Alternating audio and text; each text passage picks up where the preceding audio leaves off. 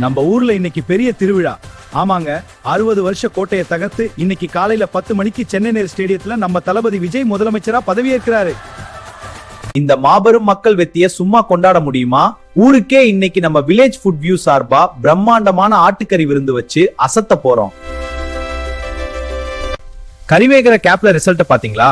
திமுக 59, அதிமுக 47 சுருட்டிட்டு 108 தொகுதியில நின்னு அடிச்சிருக்காரு நம்ம தளபதி. இந்த மசாலா மாதிரி ரிசல்ட்டும் செம காரசாரம். ஆனாலும் 100 பவுண்ட் சீட் வந்து மெஜாரிட்டிக்காக டிக் டிக்னு இருந்தப்போ விசிகவும் இடதுசாரிகளும் கொடுத்த அந்த 6 சீட் ஆதரவு குழம்புல போட்ட உப்பு மாதிரி கரெக்டா 130 மேஜிக் நம்பரை தொட்டுடுச்சு. ஒரு வழியா நேரு ஸ்டேடியத்துல தளபதி முதல்வரா கையெழுத்து போட இங்க நம்ம ஊர்ல கறி விருந்து களை கட்டுது.